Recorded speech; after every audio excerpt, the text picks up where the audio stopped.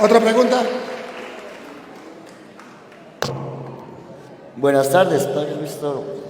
Ayer estaba en debate con una persona de la Iglesia de Jesucristo, no sé si conoce la denominación, y bueno, esa iglesia aparece en la Biblia. Y bueno, estábamos hablando sobre María, que es hija de Dios y no madre de Dios. Bueno, mi pregunta es, ¿por qué la Iglesia Católica enseña que María fue ascendida al cielo en cuerpo y alma si eso no aparece en la Biblia?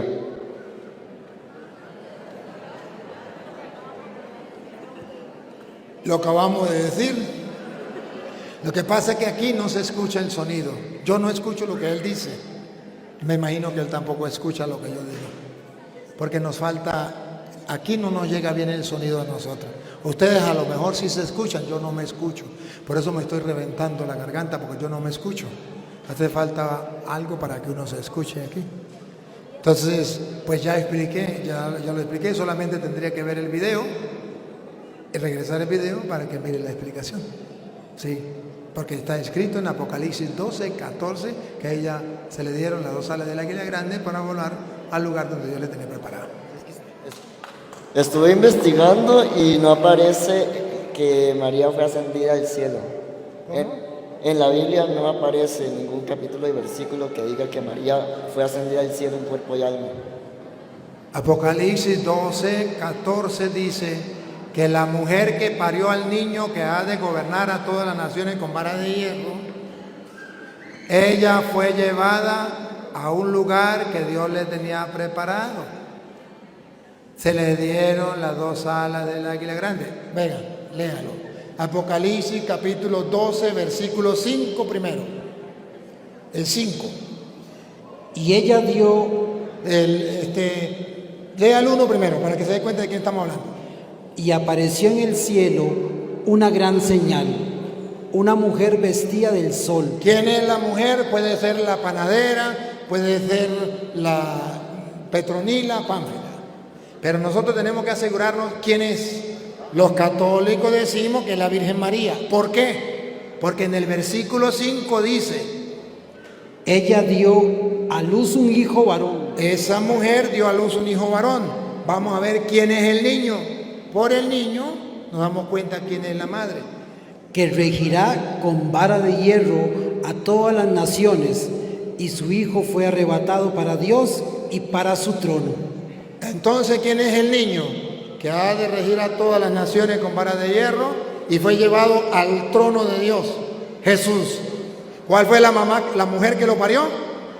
La Virgen María. Versículo 6. Y la mujer huyó al desierto, donde tiene lugar preparado por Dios. Entonces hay un lugar que Dios le tenía a esa mujer preparado por Dios. Huyó a un lugar preparado por Dios. ¿Cómo huyó? Versículo 14. ¿Cómo fue que se fue? Y se le dieron a la mujer las 2 alas de la gran águila. Ella no tenía alas. O sea, ella no subió por su propia cuenta. Se le dieron las 2 alas del águila grande para que volara al lugar que Dios le tenía preparado. Eso se llama Asunción de la Virgen María. Pero está expresado en forma apocalíptica.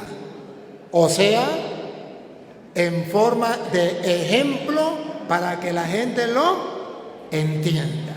Ahí está explicado. Otra preguntita.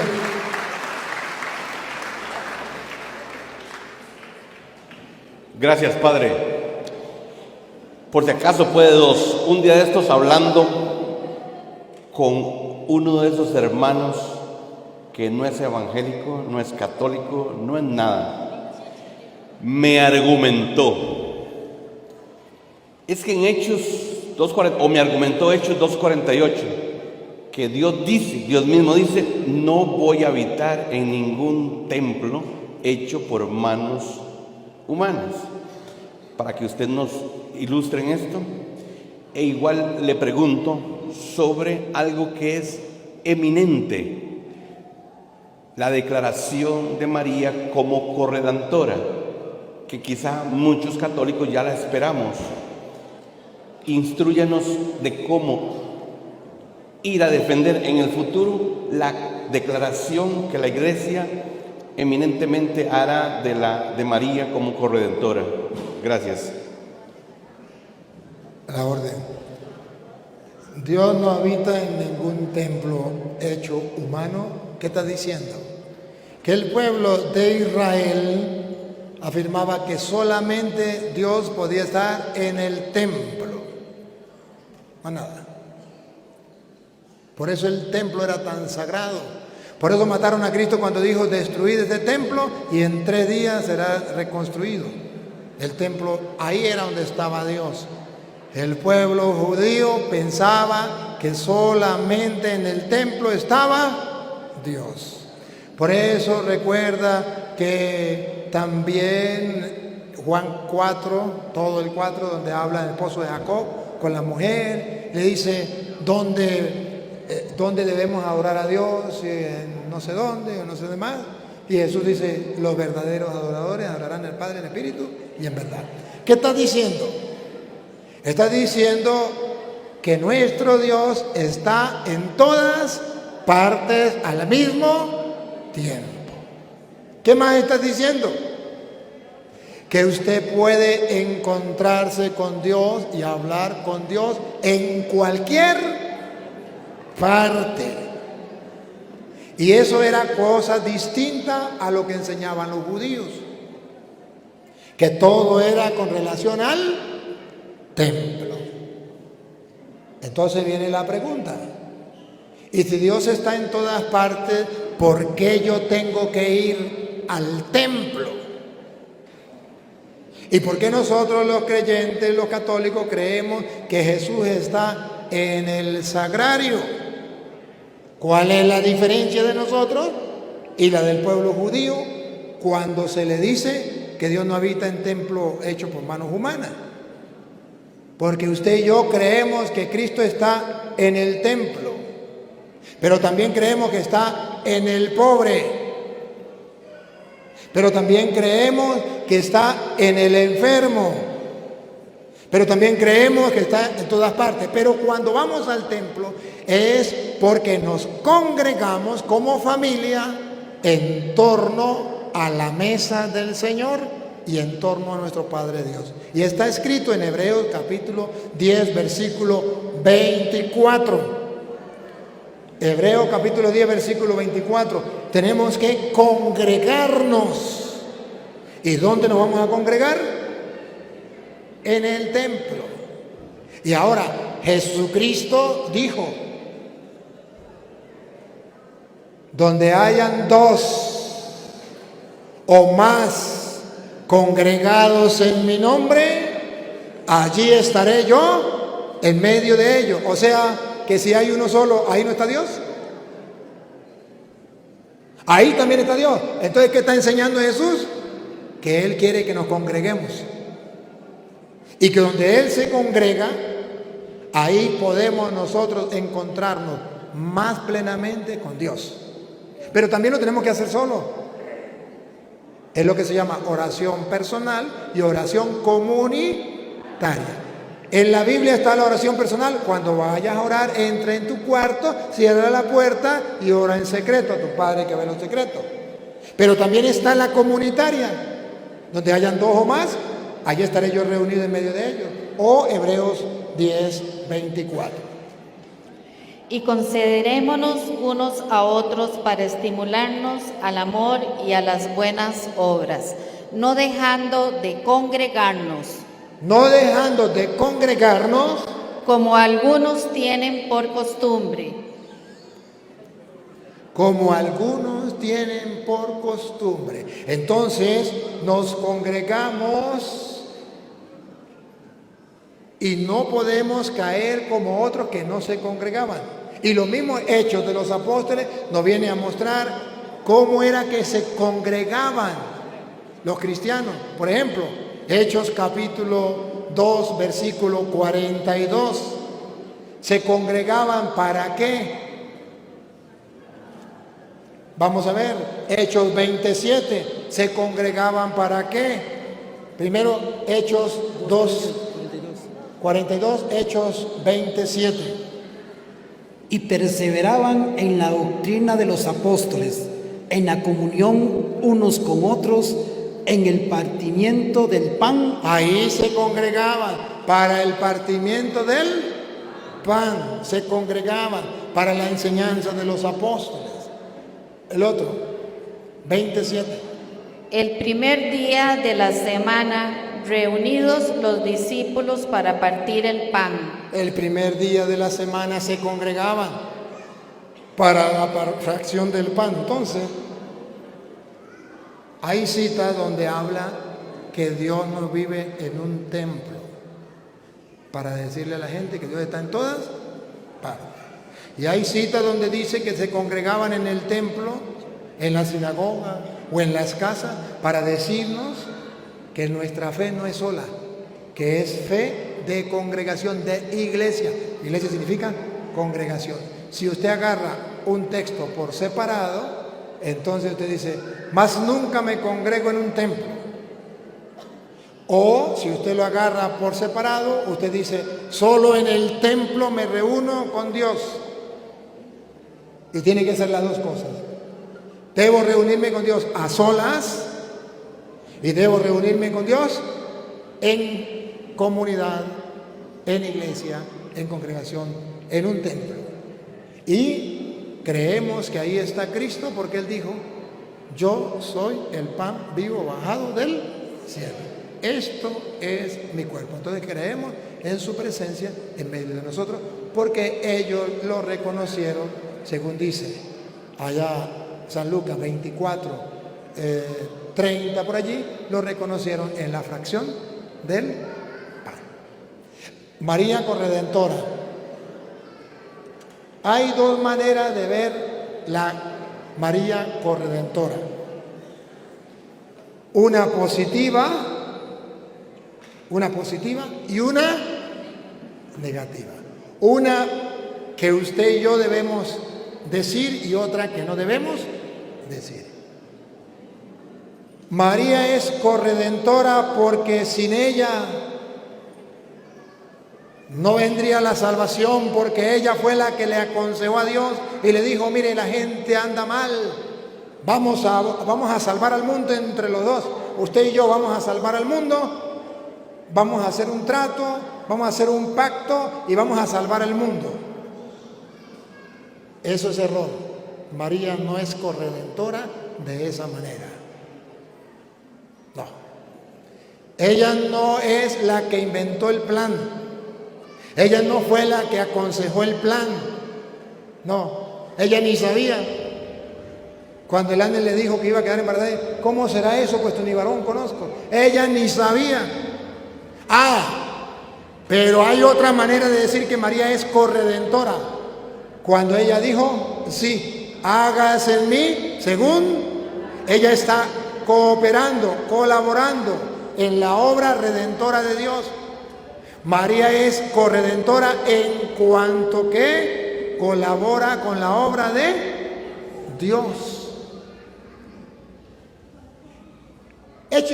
Gálatas capítulo 4, versículo 4 dice, Gálatas 4:4, muestra cómo la iglesia enseña de qué manera María es corredentora. María no es corredentora de una manera, pero sí es corredentora de otra manera. ¿De qué manera no es corredentora? Porque ella no es igual a Dios y hace un plan con Dios, vamos a salvar al mundo. De esa manera ella no es corredentora. Pero María sí es corredentora en cuanto que al saber el plan de Dios dice, hágase en mí según tu palabra. Yo colaboro, eso se llama corredentor. Yo colaboro. Y escuche cómo lo dice Gálatas 4:4. Pero cuando vino el cumplimiento del tiempo, Dios envió a su Hijo. Aquí está Dios. La redención viene de Dios. Dios envió a su Hijo. Ahora vean que María fue corredentora de una manera especial. ¿De qué manera? Dios envió a su Hijo nacido de mujer. Ahí está la cooperación. María cooperó para que viniese al mundo el Hijo de Dios. De esta manera se lo explico. ¿Cómo vino el Emmanuel, Dios con nosotros al mundo? Sencillo. Dios pone la mirada en una persona que se llama María y envía la palabra de Dios, se hace carne en el vientre de María y puso su morada en medio de nosotros.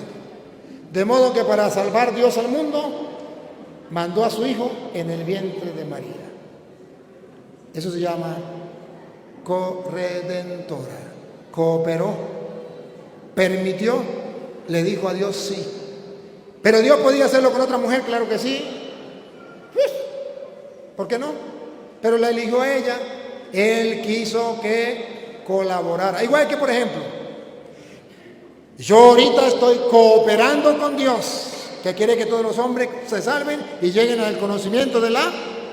En cierta manera yo estoy siendo corredentor, ayudando a que el Redentor Jesucristo los salve a todos conociendo la verdad. Estoy cooperando. En ese sentido es que María es corredentora. Bueno.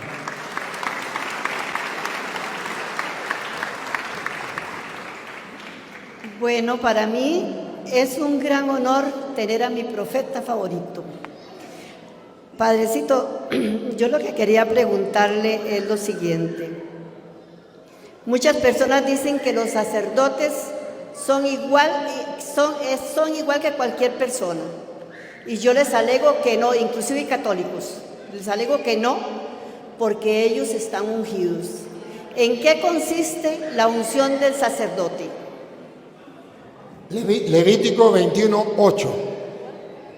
El Levítico 21:8 nos viene a explicar dónde está eso que ustedes y yo vemos en el sacerdote. ¿Por qué la Iglesia Católica nos enseña eso? Pero no solamente está en Levítico 21:8, lo va a buscar ella también en Hebreos capítulo 5, versículo 1 en adelante. Usted, Hebreos 5:1 en adelante. Hebreos 5:1. Y usted, Levítico 21:8. Oigan. Le santificarás.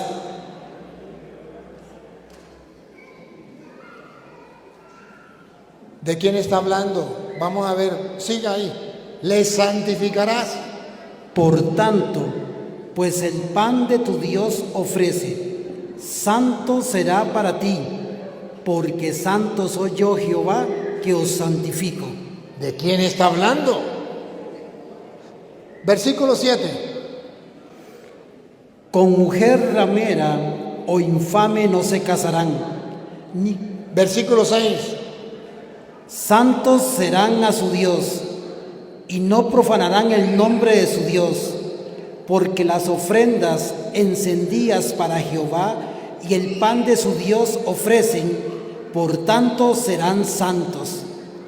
Con mujer ramera o infame no se casarán, ni con mujer repudiada de su marido, porque el sacerdote... ¿De quién está hablando? Del sacerdote. El sacerdote es santo.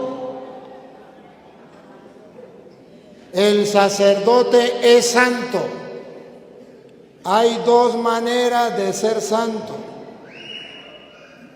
Una, la manera de Dios. Dios es santo porque Él no tiene pecado.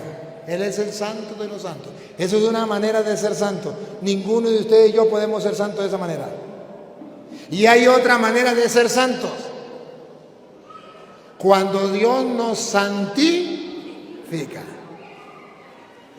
Cuando Dios nos limpia, cuando Dios nos perdona, cuando Dios nos da su gracia, su misericordia, nos hace santos. Mire, el sacerdote será santo. Repítalo, ¿será santo? Por tanto, pues el pan de tu Dios... No, ¿será santo? Por tanto, serán santos. Con mujer ramera o infame no se casarán, ni con mujer repudiada de su marido, porque el sacerdote es santo. Ahí anda. Porque el sacerdote es santo A su Dios. Para la gente no es santo, pero para Dios es santo. ¿Por qué? ¿Por qué? Le santificarás. ¿Le santificarás? ¿Por qué? ¿Porque no tiene pecado? No, Señor. ¿Por qué lo santificarás? Porque Él es santo. Por tanto, pues el pan de tu Dios ofrece. ¿Por qué lo debe usted tomar como santo? Porque Él es el que le ofrece el pan de Dios, el pan vivo bajado del cielo. Sigue. Santo será para ti. No dice el sacerdote es un impecable, él no tiene pecado. No, Señor. Dice, santo será para ti. ¿Pero cómo? Si los curas son más pecadores que yo. ¿Cómo? Yo pecado, al lado de un cura yo pecado no tengo. Los curas son son los hombres más pecadores de la tierra. Pero dice la Biblia, para ti será santo, ¿por qué? Porque santo soy yo, Jehová, que os santifico.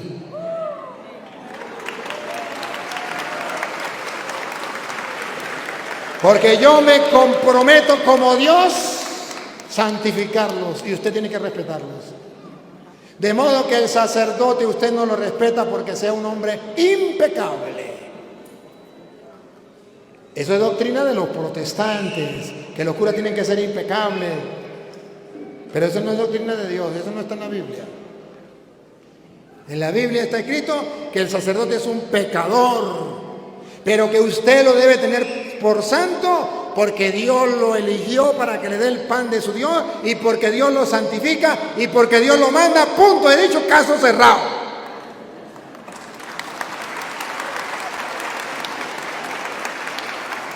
Pero los protestantes no predican la verdad de la Biblia, sino la verdad de ellos, su propia verdad, y se les respeta. Pero yo aquí les tengo explicando la verdad de Dios. ¿Qué es pecador? Hebreos capítulo 5, versículo 1 en adelante. Van a ver que el sacerdote es importante, porque es importante, y van a ver que es pecador. Porque todo sumo sacerdote tomado de entre los hombres es constituido a favor de los hombres en lo que a Dios se refiere. ¿Quién representa a los hombres delante de Dios? El sacerdote. En lo que a Dios se refiere, ahí está el sacerdote. Para que presente ofrendas y sacrificios por los pecados. Él es el que está encargado de ofrecer ofrendas y sacrificios por los pecados. Ahora vean que el sacerdote es pecador.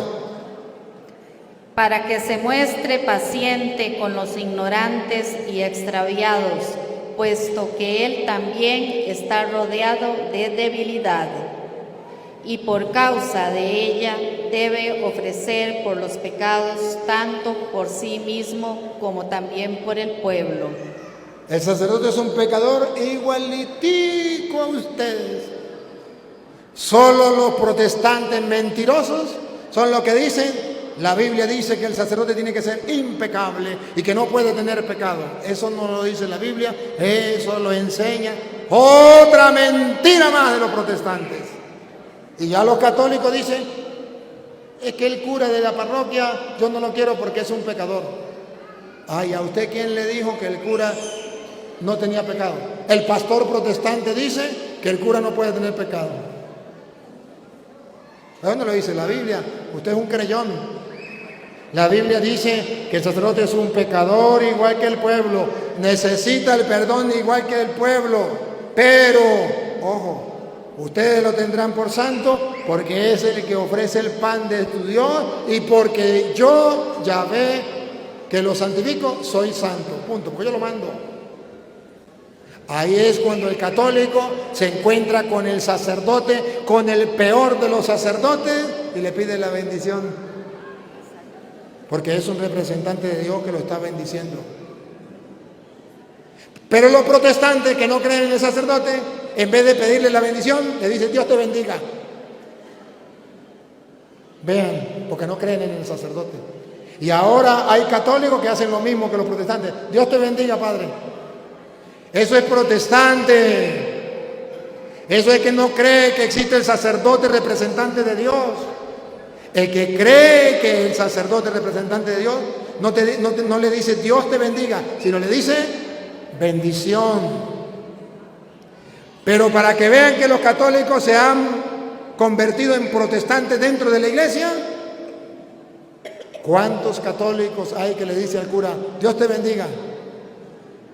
Cuando debería decirle, si fuera católico, bendición, Padre.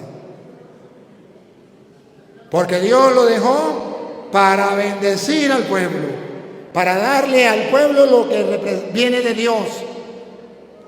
Pero la mentalidad y la teología protestante se ha metido en el mundo a tal punto que los católicos actúan como protestantes. A cualquier otra persona sí, pero al sacerdote usted le pide la bendición. Usted le puede decir a su hijo Dios te bendiga. ¿Acaso el hijo no le dice a la mamá bendición mamá? Dios te bendiga. Claro que sí, no hay ningún problema. Usted le puede decir a otra persona. Pero el católico sabe que el sacerdote es el representante de Dios y cuando lo ve le dice bendición de parte de Dios, dame todos los bienes espirituales. Y el sacerdote le dice Dios te conceda las bendiciones de él. Para eso está el sacerdote. Esa es la teología católica. Pero esa teología se está acabando y se está metiendo la teología protestante. ¿Y cómo sacar esa teología ya? Si eso está metido hasta los tuétanos de los católicos. Qué duro, ¿verdad? Pero aquí entonces la Biblia enseña, queridos hermanos, el sacerdote es un representante de Dios, puede ser el hombre más pecador. Les aseguro que aquí en medio de ustedes hay gente más santa que yo. Seguro que sí. Gente más pura, gente, todo lo que sea, que podemos llevarlo directamente al cielo. ¿Y cuál es la diferencia entre esa persona y yo? Que Dios me ha dado la autoridad, la potestad, el don, la gracia, el regalo inmerecido de ser sacerdote del Dios Altísimo.